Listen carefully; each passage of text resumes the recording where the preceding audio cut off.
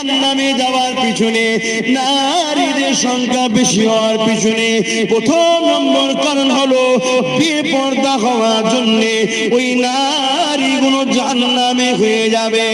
এ যুবকেরা, আমাদের প্রকাশ্য দুশমন হলো ইবলিস। ওই ইবলিস সর্বসময় চায় আদম আলাইহিস সালামের সন্তানেরা জাহান্নামী হোক। কেন? আদম নবীর জন্যই তো ইবলিসকে জান্নাতে বেরিয়ে যেতে হয়েছিল। আদমকে সিজদা না করার জন্য আল্লাহ তাকে বার করে দিয়েছিল গো।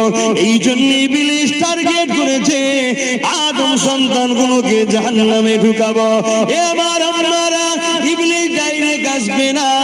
ইবলিস বিভিন্ন লোকের মাথায় বুদ্ধি দিয়ে, বিভিন্ন পরিকল্পনার নামে, বিভিন্ন প্রকল্পের নামে, বিভিন্ন সংস্থার নামে, বিভিন্ন এনজিওর নামে টাকা দিয়ে, ধন দৌলত দিয়ে, চাকরি দিয়ে তোমাকে আমাকে বেপর্দা বানাতে লেগেছে।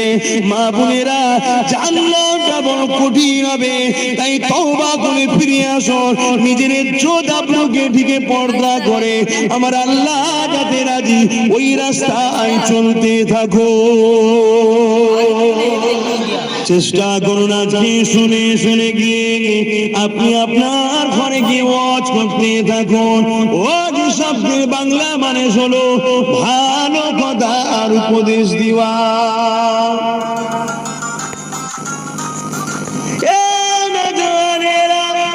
তুমি যদি তোমার আব্বাকে বুঝাতে পারো, তুমি যদি তোমার আম্মাকে বুঝাতে পারো, তুমি যদি তোমার স্ত্রীকে বুঝাতে পারো, তুমি যদি তোমার স্বামীকে, বোনকে বুঝাতে পারো, তোমার বুঝানোতে যদি তোমার আম্মা, তোমার স্ত্রী, তোমার বোন আল্লাহ আল্লাহ নবী রাস্তা ধরে নাই, এই বুঝানোর দরুন তারা যতদিন কাজ করবে তার সওয়াবটা আল্লাহ তোমাকেও দিবে।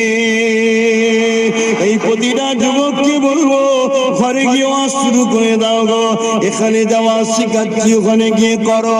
আম্মাকে বলো, আম্মা এই মুখমণ্ডল ছাড়া, হাতের গাঁটের বাইরে অংশ ছাড়া, পায়ের গাঁটের বাইরে অংশ ছাড়া, বাকি জায়গাটা হিলে ডালা কাপড় ছাড়া, স্বামী ছাড়া অন্য কারো সামনে প্রকাশ করা যাবে না।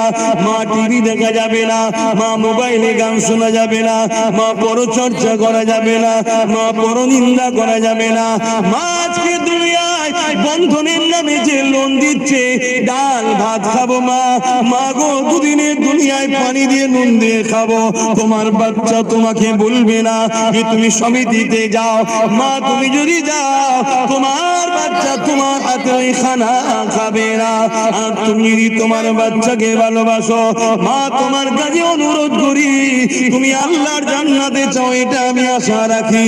এই তোমার পায়ে ধরি গো মা, এই সামান্য দুদিনের মায়া জালে জড়িয়ে আর তুমি ভুল রাস্তায় যেও না। যা করেছো ফিরে আসো। তুমি আল্লাহকে রুকু দাও, সিজদা দাও, কোরআন তুমি তেলাওয়াত করো, তাসবিহ পড়ো, বাকি সময় সংসারে রান্না বান্না করো। আমার কথাগুলো শোনো। এই যুবকেরা মনে রেখে দিও, তোমার মা তোমার কথা শুনবে কি আমি জানি না, তোমার এই আখিরাতের মাকে জান্নাত বানাবার চেষ্টা করাতে আমার আল্লাহ তোমাকে জান্নাতি করে দেবে। যুবকেরা, যে যা করে গিয়ে স্ত্রীগুলোকে বোঝাও, তাকে তোমরা যদি ভালোবেসে বোঝাও, খবরদার ঝগড়া করে নয়, চোখ দেখিয়ে নয়, মানবতা প্রেম সব থেকে উপরে গো। তাকে প্রেম ভালোবাসায় বোঝাতে লাগো, আমি তোমার স্বামী হই, তুমি ইসলামের মাননেওয়ালা। আল্লাহ নবী জানিয়ে দিয়েছে, যদি তোমাদের ঘরে সিজদা কাউকে করতে বলা হতো আল্লাহ ছাড়া, তাহলে স্বামীদেরকে সিজদা করতে বলা হতো, কিন্তু আল্লাহ ছাড়া কারো কাছে মাথা নত করা যাবে না। তাই তোমরা খবরদার করা যাবে না জানিয়ে দিয়েছে।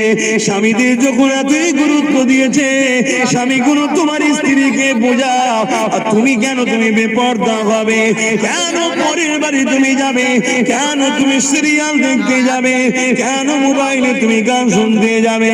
কেন তুমি নামাজ কাজা করবে, কেন তুমি বন্ধন লোন নিতে যাবে, কেন তুমি স্বামী দিতে যাবে, কেন তুমি দুনিয়া করোনার পুরুষের কাছে গিয়ে দুনিয়া তুমি কথাবার্তা বলবে?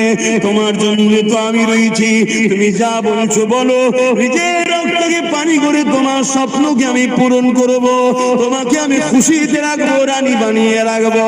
এ দুনিয়ার পুরুষেরা, তুমি তোমার স্ত্রীকে এইভাবে না বুঝাও, মনে রেখে দিও তোমার স্ত্রী ভুল রাস্তায় চলার জন্য তোমার স্ত্রী তো ফেঁসে যাবেই যাবে, কিন্তু কিয়ামতের দিনে তোমার স্ত্রীকে যখন জাহান্নামে দেওয়া হবে, তোমার স্ত্রী তখন বলতে লাগবে, ওগো আমার আল্লাহ, আমাকে তো তুমি জাহান্নামে দিচ্ছ, সাথে সাথে আমার স্বামীটাকে তুমি কেন দেবে না? কেন সে যদি আমায় দুনিয়ায় বাধা দিত, সে যদি আমায় দুনিয়ায় রুখত, সে যদি আমায় দুনিয়ায় বুঝাতো, তাহলে তো আজ আমি জাহান্নামী হতাম না। সে তো আমাকে বলেনি, উপরন্তু আমাকে পার করে দিয়েছিল, যা দোকানে গিয়ে বস, যা কারবার করে নিয়ে আয়, যা বাজারে যা, যা শপিং মল করে নিয়ে আয়, যা এমন করে সমিতিতে যা, যা লোন নিয়ে আয়, যা বিভিন্ন প্রকল্প থেকে টাকা নিয়ে আয়। তাই আমার স্বামী আমাকে বলেছিল, তাই আমি বেরিয়েছিলাম। আমার আল্লাহ ফেরেশতাকে বলবে, যাও ওর স্বামীকে ওর সাথে জাহান্নামে দিয়ে দাও।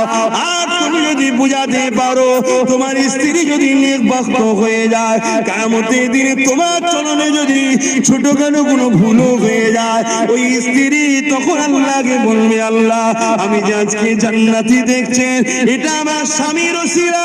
স্বামী আমাকে বুঝিয়েছিল, স্বামী আমাকে মমতা ভালোবাসা দিয়ে আদর দিয়ে সে আমাকে পরিবর্তন করতে চেয়েছিল। ওগো আমার আল্লাহ, আজ তাকে কেন তুমি ধরে নিয়েছো? আমার সাথে তাকে তুমি জান্নাতি বানিয়ে দাও। মুসলমান ঘরের ছেলে মেয়েরা, তরুণেরা, বাপেরা, পরিবার